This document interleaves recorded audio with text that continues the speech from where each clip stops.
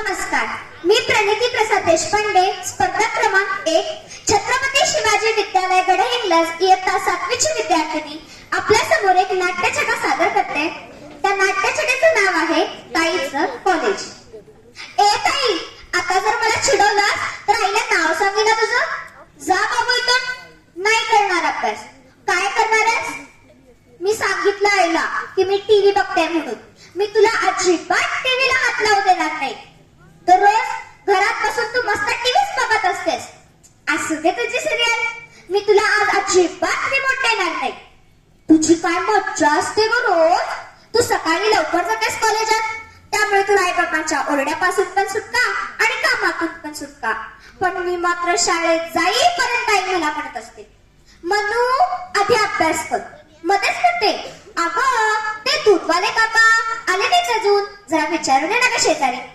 अगं मनू, बेल वाजली, दार तरी उघड. बसलीस काय शुंभासारखी सारखं आपलं मनू मनू.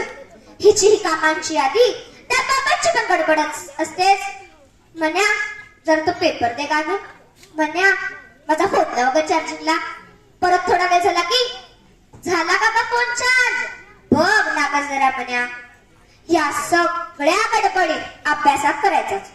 कधी कधी तर त्यांचा फोन वाजला आणि ते पेपर वाचण्यात गुंग बसले तर मलाच म्हणतात, घे फोन आणि कोण असेल त्यांना सांग की बाबा आंघोळीला गेले, करतील थोड्या वेळाने. आणि माझी कामं सगळे मलाच उरकावी लागतात. चहा घ्यायचा, आंघोळ करायची, जेवायचं, झालं तर डबा आणि पाण्याची बॉटल पण भरून ठेवायची. ही सगळी कामं माझी मलाच करावी लागतात. कधी कधी तर आईची बाटली पण मीच भरते पाण्याची. मग मी आणि आई एकदम बाहेर पडतो. काय तू दुपारी कामं करतेस? कसली ग कामं करतेस तू? तू येतेस तेव्हा घरात एकतर कोणीच नसतं. आईने छान जेवण करून ठेवलेलं असतं. ते एकटीनं आरामात मस्तपैकी गरम करून टीव्ही बघत नाही तर व्हॉट्सअपवर गप्पा मारत जेवायचं का? हो म्हणे जेवल्यावर अभ्यास करतेस तू. पण काही पण सांगू नको. परवा मला बरं नव्हतं म्हणून होते म्हटलं 2 दिवस घरी.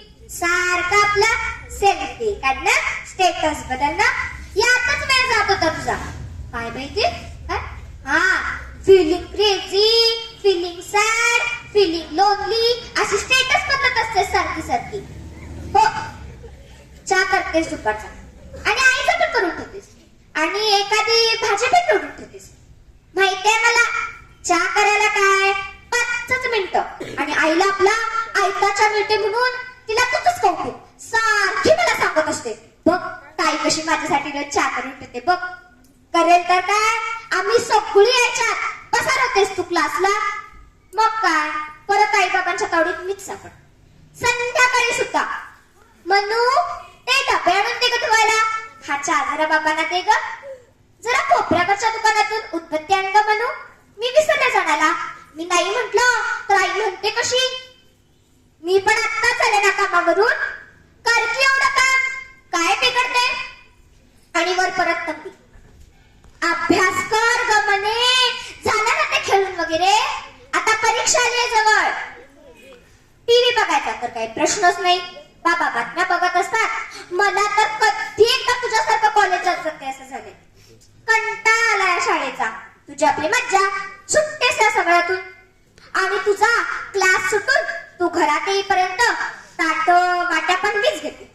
मग काय, आरामात जेवायला यायला तू मोकळी. काय जेवण झाल्यावर आईला आवरायला मदत करतेस? हा तेच तेच. हीच अशी छोटी छोटी कामं करून तू आईला अगदी खुश ठेवतेस. वर आईशी गुलू गुलू गप्पा मारतेस. म्हणूनच आई म्हणते, ताई माझी गुणाची ग. जा जाऊन सांग आईला, मी तुला अजिबात आज टीव्ही बघू देणार नाही. तुला अजिबात रिमोट देणार नाही टीव्हीचा. तू आज अजिबात बघायची नाही सिरियल. मला आज सुट्टी आहे, मीच बघणार टीव्ही. आणि काय काम पण नाही करणार, तूच करता सगळी काम. काय आईला पण बघायची असते सिरियल? सुट्टी आहे म्हणून महा एपिसोड आहे आज. अरे देवा, हो का? आजच सिरियल मध्ये इंटरेस्टिंग तर नाही, लग्न पण दाखवणार आहे.